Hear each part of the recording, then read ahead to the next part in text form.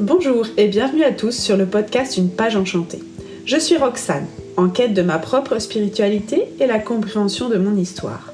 Je vous emmène dans mon monde, dans mon introspection, à travers la magie des mots et l'envie de partager, axée autour de mes découvertes, celles qui m'entourent, de mes lectures, vers des réflexions et questionnements. Je partage avec vous mon chemin vers l'éveil et mes prises de conscience. Au-delà de notre première lecture, il y a celle entre les lignes, que l'on ne décrypte pas, mais que notre âme encode.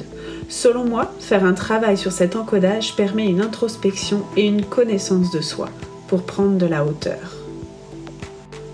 Je vous invite à me suivre dans cette folle aventure qui va vous permettre, je l'espère, de rentrer en communication avec vous-même. Cette partie trop souvent dissimulée, pleine de richesses, qui ne demande qu'à éclore pour être pleinement vous-même. Aujourd'hui, je vous fais découvrir un livre qui a pour titre La Nuit des temps de Barjavel. C'est un livre qui n'est pas tout récent, il date de 1968 et il m'a été conseillé par une amie. Cet ouvrage nous permet de partir dans des questionnements et de laisser la possibilité de repenser l'histoire de l'être humain. Et si le début de l'humanité n'était pas celle à laquelle on croit. Certains croient en l'évolution des espèces qui nous mène à l'apparition de l'homme, avec un grand H, d'autres à Adam et Ève, dans un côté religieux, mais aussi que les hommes ont été modelés à partir de l'argile. À chacun ses croyances. Mais s'il y avait eu des autres que nous?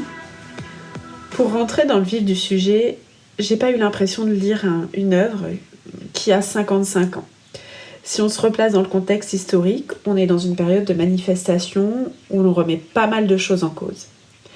Le titre laisse entendre une notion d'éternité, et quand je vous dis que j'ai pas eu l'impression de lire un ancien roman, c'est cette notion d'éternité qui prend tout son sens. C'est une fiction qui pour moi est intemporelle. Je vous spoilerai pas l'histoire, car il n'y aurait aucun intérêt pour vous. Si vous aimez ce que je vais vous raconter, ce que je vais vous en dire, vous irez peut-être le découvrir par vous-même, tout simplement. Et si l'humanité avait déjà eu une période d'évolution sans qu'on le sache? Quand je parle d'évolution, c'est peut-être pas le meilleur vocabulaire, c'est peut-être pas le plus adapté, car l'évolution, on sait très bien qu'elle n'est pas figée. Elle est en perpétuel mouvement, et surtout, je pense qu'elle est propre à chacun. Vous pouvez voir dans ce livre qu'on n'est pas parfait, qu'on a tous un chemin à faire. C'est la beauté de l'imperfection en fait qu'on voit à travers ce roman. On part du côté des relations et interactions sociales. Il n'y a pas de spiritualité en fait à proprement parler, mais je m'interroge sur la notion de flamme jumelle qui serait en fait une connexion d'âme à âme pour ceux qui ne sont pas au courant, pour ceux qui ne connaissent pas du tout la notion de flamme jumelle, voire en fait la réunification de deux moitiés d'une même âme. C'est-à-dire en gros, pour faire plus simple, c'est comme si 1 plus 1 est égal à 3. En fait, il y a deux énergies qui en donneraient une nouvelle. Cette croyance, elle est là, entre les lignes. Ça m'a pas sauté aux yeux tout de suite. C'est vraiment à la fin du livre où, du coup, je me suis interrogée sur le fait que deux personnages dedans seraient peut-être flammes jumelles. Une histoire peut avoir une autre version, une autre vision, en fait. Qui nous a été invisible, voire inimaginable, même impensable.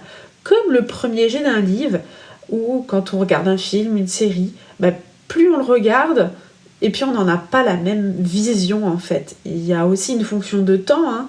Moi là je parle de l'âge, car si on parle de ce postulat, si on part du postulat que notre vision première peut être erronée, quelles conséquences ça peut avoir?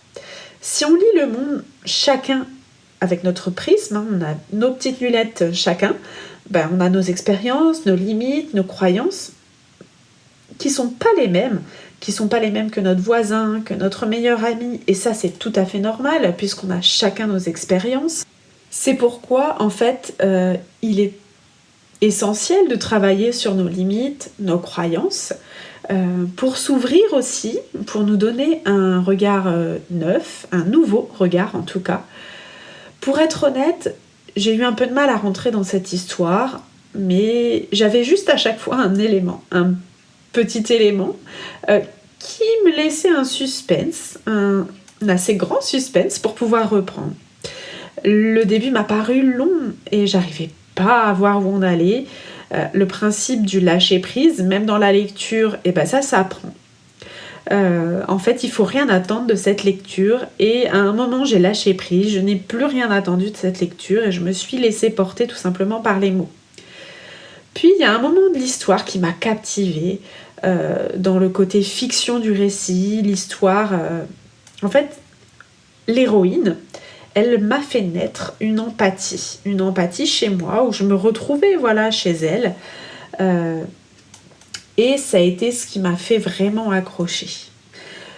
Donc j'espère en tout cas que vous allez pouvoir découvrir ce livre ou voir le redécouvrir puisqu'on a parlé de cette notion de temps et pour certains peut-être que vous allez replonger dedans et vous allez voir les choses différemment. Voilà, j'arrive à la fin de ce podcast et j'ai à peu près dit tout ce que je voulais vous partager. Peut-être vous aussi, vous avez des choses à me partager sur cet ouvrage et dans ces cas-là, n'hésitez pas à me laisser un commentaire et me dire si vous avez découvert ce livre, si vous avez été le redécouvrir ou tout simplement si vous avez aimé ce podcast. Ça me ferait grand plaisir de pouvoir vous lire. J'espère en tout cas que ça va vous apporter quelque chose. Je suis impatiente et j'ai hâte de vous faire d'autres podcasts et je vous dis à très bientôt. Si cet épisode vous a plu, je vous invite à me suivre et le partager. Vous pouvez aussi me retrouver sur Instagram et ou YouTube sous le nom de l'Étoile de Xena, une page enchantée, ou simplement en me soutenant sur ce podcast. Je vous remercie pour votre écoute et je vous souhaite de trouver chaque jour un élément positif qui va vous permettre de vous endormir avec le sourire. À très bientôt.